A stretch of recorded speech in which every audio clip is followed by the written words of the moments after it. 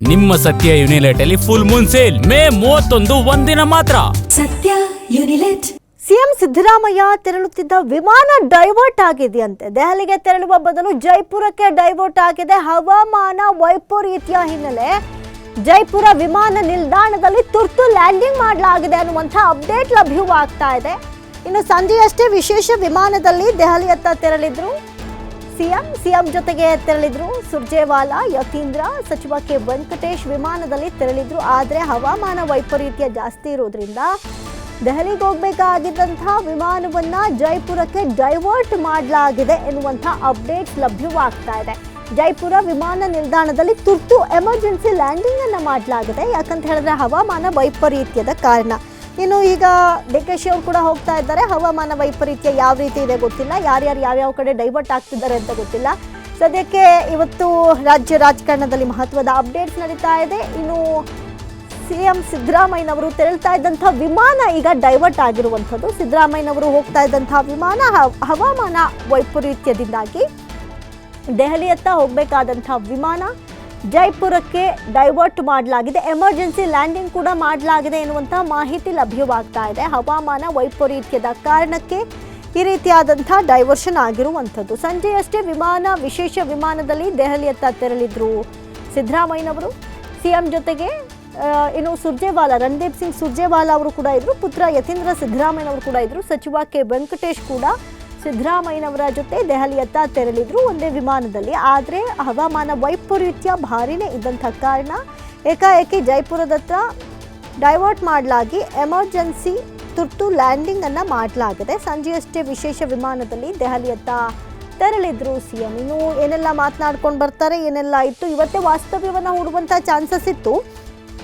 ಈಗ ಸಮಯ ಮತ್ತಷ್ಟು ವಿಳಂಬವಾಗ್ತಾ ಇರೋದ್ರಿಂದ ಅಲ್ಲೇ ವಾಸ್ತವ್ಯವನ್ನು ಹೂಡ್ತಾರೆ. ಈಗ ಎಷ್ಟೊತ್ತೇ ಹೋದ್ರೂ ಮತ್ತೆ ಮಾತುಕತೆ ಆಗಬೇಕು, ಬ್ಯಾಕ್ ಟು ಬ್ಯಾಕ್ ಮೀಟಿಂಗ್ಗಳಾಗಬೇಕು, ಜೊತೆಗೆ ಆ ಒಂದು ಸುದೀರ್ಘ ಸಮಾಲೋಚನೆಗಳಿರುತ್ತೆ, ಉಭಯ ಕುಶಲೋಪರಿಗಳಿರುತ್ತೆ. ಯಾಕಂತ ಹೇಳಿದ್ರೆ ಬಹಳಷ್ಟು ಈಗ 8 ವರ್ಷಗಳ ಕಾಲ ಸಿಎಂ ಆಗಿ ಕರ್ತವ್ಯವನ್ನು ನಿರ್ವಹಿಸಿದಂಥ ಹೆಗ್ಗಳಿಕೆಗೆ ಪಾತ್ರರಾಗಿರುವಂಥ ಸಿದ್ದರಾಮಯ್ಯನವರು ಕೃತಜ್ಞತೆ ಸಲ್ಲಿಕೆ ಮಾಡೋದಕ್ಕೆ ದೆಹಲಿಯತ್ತ ಹೋಗ್ತಾ ಇದ್ರು. ಆದರೆ ಹವಾಮಾನ ವೈಪರೀತ್ಯದಿಂದ ಸದ್ಯಕ್ಕೆ ಜೈಪುರದಲ್ಲಿ ಅವರು ತೆರಳ್ತಾ ಇದ್ದಂಥ ವಿಮಾನವನ್ನ ಲ್ಯಾಂಡಿಂಗ್ ಮಾಡಲಾಗಿದೆ ಎನ್ನುವಂಥ ಡೀಟೇಲ್ಸ್ ಗೊತ್ತಾಗ್ತಾ ಇದೆ. ಬಗ್ಗೆ ಮತ್ತಷ್ಟು ಮಾಹಿತಿಯನ್ನು ಕೊಡ್ತಾರೆ ದೂರವಾಣಿ ಸಂಪರ್ಕದಲ್ಲಿ ಪ್ರತಿನಿಧಿ ಶಿವಕುಮಾರ್ ಜೋಹಳಿ. ಶಿವಕುಮಾರ್, ಇನ್ನು ಸದ್ಯಕ್ಕೆ ಇವತ್ತೇ ದೆಹಲಿಯಲ್ಲಿ ವಾಸ್ತವ್ಯವನ್ನ ಹೂಡ್ತಾರೆ ಅನ್ನುವಂಥ ಅಂದಾಜಿತ್ತು. ಆದರೆ ಸದ್ಯಕ್ಕೆ ವಿಶೇಷ ವಿಮಾನವನ್ನ ಎಮರ್ಜೆನ್ಸಿ ಲ್ಯಾಂಡಿಂಗ್ ಮಾಡಲಾಗಿದೆ ಅನ್ನುವಂಥ ಡೀಟೇಲ್ಸ್ ಗೊತ್ತಾಗ್ತಾ ಇದೆ. ಈ ಬಗ್ಗೆ ಮಾಹಿತಿ ಕೊಡೋದಾದ್ರೆ ಶಿವು. ಅಮೃತ, ಈಗಷ್ಟೇ ಬಂದಂತ ಮಾಹಿತಿ, ಸಿದ್ದರಾಮಯ್ಯ ಅವರು ತೆರಳ್ತಾ ಇದ್ದಂತಹ ವಿಶೇಷ ವಿಮಾನವನ್ನ ಜೈಪುರದಲ್ಲಿ ತುರ್ತು ಲ್ಯಾಂಡಿಂಗ್ ಮಾಡಲಾಗಿದೆ ಅನ್ನುವಂತ ಮಾಹಿತಿಗಳು ಬರ್ತಾ ಇದೆ. ಕಾರಣ ಅವರು ಸಂಜೆ 5 ಗಂಟೆಗೆ HAL ನಿಂದ ವಿಶೇಷ ವಿಮಾನದಲ್ಲಿ ರಾಜ್ಯ ಉಸ್ತುವಾರಿ ಆಗಿರುವಂತಹ ರಣದೀಪ್ ಸಿಂಗ್ ಸುರ್ಜೇವಾಲಾ, ಹಾಗೆ ತಮ್ಮ ಪುತ್ರ ಯತೀಂದ್ರ, ಹಾಗೆ ಅವರ ಮಾಧ್ಯಮ ಸಲಹೆಗಾರರಾಗಿದ್ದಂತ KV ಪ್ರಭಾಕರ್, ಹಾಗೆ ಶಾಸಕ ಪೊನ್ನಣ್ಣ ಅವರ ಜೊತೆ ದೆಹಲಿಗೆ ಪ್ರಯಾಣವನ್ನ ಬೆಳೆಸಿದ್ರು. ಕಾರಣ ಬೆಳಗ್ಗೆ ಆದಂತಹ ಘಟನೆಗಳು ಮತ್ತೆ ಸಂಪುಟ ಪುನಃ ರಚನೆಗೆ ಸಂಬಂಧಪಟ್ಟಂತೆ ಸಚಿವ ಸ್ಥಾನದ ಆಕಾಂಕ್ಷಿಗಳ ಒಂದು ಪಟ್ಟಿಯನ್ನ ಹಿಡಿದು ವರಿಷ್ಠರನ್ನ ಭೇಟಿ ಮಾಡಬೇಕು, ತಾವು ರಾಜೀನಾಮೆಯನ್ನ ನೀಡಿದ ವಿಚಾರವನ್ನ ಅವರ ಗಮನಕ್ಕೆ ತರಬೇಕು, ಮತ್ತೆ ಅವರಿಗೆ 2 ಬಾರಿ ಸಿಎಂ ಆಗಿ ಅವಕಾಶ, ಹಾಗೆ ಪ್ರತಿಪಕ್ಷ ನಾಯಕನಾಗಿ ಅವಕಾಶವನ್ನ ಮಾಡಿಕೊಟ್ಟಿದ್ದಕ್ಕೆ ಕೃತಜ್ಞತೆಗಳನ್ನ ಸಲ್ಲಿಸಬೇಕು ಅನ್ನುವಂತ ಕಾರಣಕ್ಕೆ ಅವರು ದೆಹಲಿಗೆ ಹೊರಟಿದ್ರು.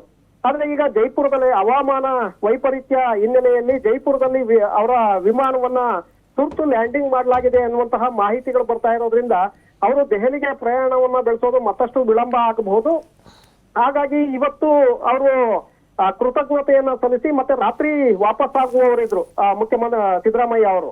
ಆದ್ರೆ ಈಗ ಇಲ್ಲೇ ವಿಳಂಬ ಆಗ್ತಾ ಇರೋದ್ರಿಂದ ಸಹಜವಾಗಿ ಇವತ್ತು ರಾತ್ರಿ ದೆಹಲಿಯಲ್ಲೇ ವಾಸ್ತವ್ಯವನ್ನ ಹೂಡುವಂತ ಸಾಧ್ಯತೆಗಳಿದೆ. ನಾಳೆ ಬೆಳಗ್ಗೆ ವರಿಷ್ಠರನ್ನ ಭೇಟಿ ಮಾಡಿ ಸುದೀರ್ಘವಾಗಿ ಅವರ ಜೊತೆ ಇಲ್ಲಿ ನಡೆಯುವಂತಹ ಘಟನೆಗಳು, ಸುದ್ದಿಗೋಷ್ಠಿಯ ವಿಚಾರ, ರಾಜೀನಾಮೆ ನೀಡಿದ್ದು, ಹಾಗೆ ಸಂಪುಟದಲ್ಲಿ ಯಾರನ್ನ ಸೇರಿಸಬೇಕು, ಯಾರನ್ನ ಬಿಡಬೇಕು, ಇದರ ಬಗ್ಗೆ ಸಮಗ್ರವಾಗಿ ಮತ್ತೆ ರಾಹುಲ್ ಗಾಂಧಿ, AICC ಅಧ್ಯಕ್ಷ ಖರ್ಗೆ, ಹಾಗೆ ವೇಣುಗೋಪಾಲ್ ಇವರ ಜೊತೆ ಚರ್ಚೆಯನ್ನು ಮಾಡುವಂತ ಸಾಧ್ಯತೆಗಳಿದೆ. ಹಾಗಾಗಿ ನಾಳೆ ಕೂಡ ಸಿದ್ದರಾಮಯ್ಯ ಅವರು ದೆಹಲಿಯಲ್ಲೇ ಇರ್ತಾರೆ. ಹಲವು ಶಾಸಕರು ಕೂಡ ದೆಹಲಿಗೆ ಪ್ರಯಾಣವನ್ನ ಬೆಳೆಸ್ತಾ ಇದ್ದಾರೆ. ಅಮೃತ, ಥ್ಯಾಂಕ್ ಯು ಸರ್ ತಮ್ಮೆಲ್ಲ ಮಾಹಿತಿಗಾಗಿ.